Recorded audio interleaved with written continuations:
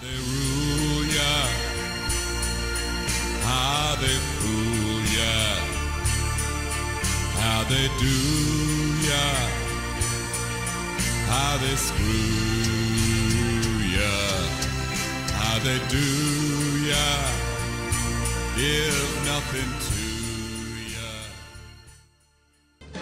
The figures which are just now becoming available to us show one thing very clearly. As a community, we are living a way beyond our means. Now with that 100,000, I run a home in Dublin, Castlebar and Brussels. I want to tell you something.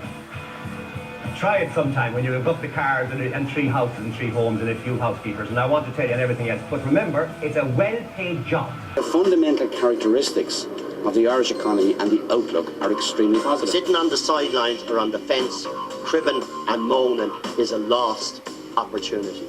In fact, I don't know how people who engage in that don't commit suicide. We are screwed as a country because of the wrongdoing of others. But everyone has to pay something. But everyone has to pay something. But everyone has to pay something. That's the position our country is in. We're paying for the Anglo-Irish Bank. We're paying for the crimes of the bankers. I didn't come here to use bad words, but there's only one word rhymes with bankers. Which side are you on? This week, in London, the fraud squad are investigating a con man who targets gullible investors and sells them shares in non-existent banks.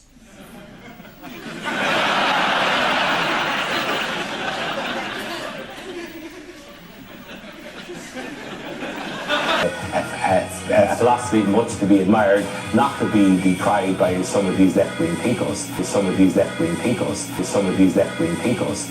Lose them all, the Greens and Fianna Fáil. No to Nama, no to the cuts, and no to blaming it all on us. Oh, the good times were golden. This little country became for a while the most successful in Europe, attracting workers from all over the world to feed its roaring Celtic tiger economy.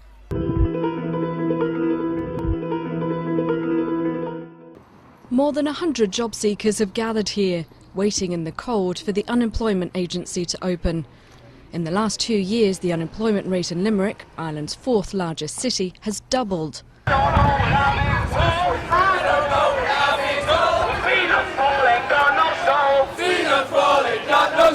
We let it get out of control. We moved from proper export-led growth to a consumer boom, spending like there was no tomorrow, and spending particularly on property. Ireland in recession has a surplus of houses, and in some places they've been left to rot. But everywhere there are people trapped by negative equity in homes they bought at the wrong time and in the wrong place.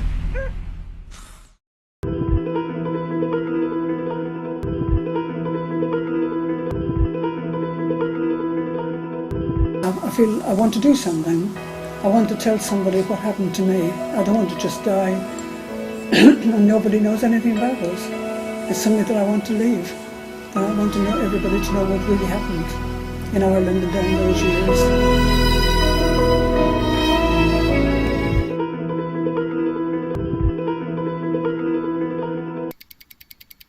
Every second,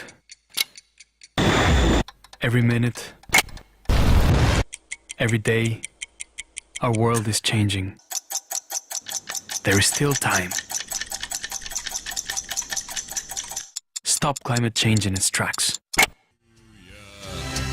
How they do ya, give nothing to ya.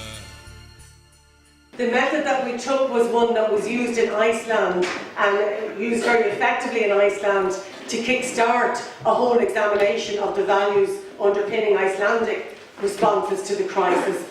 My name is Gráinne Healy and I'm the chairwoman of Marriage Equality. The reason I'm definitely going is that so many other activists and people who are looking for justice in Ireland are finally coming together to look at what the whole agenda is for our future. My name is Annalena and I think Claim Your Future is incredibly important because we can't do our future if we can't talk about it first. I don't know who, and I'm going to Claiming Our Future because I actually really believe that change is possible and that civil society coming together outside of formal politics is the way forward. Claiming Our Future is a landmark event to launch and mould that movement for an equal, sustainable and thriving Ireland. Already individuals, communities and progressive groups from every corner of Ireland are uniting to act. It's time to turn the despair and frustration into positive and decisive action for real change. When one individual speaks of injustice, it remains a whisper. When two speak out, it becomes talk. When many tell of injustice, they find a voice that will be heard.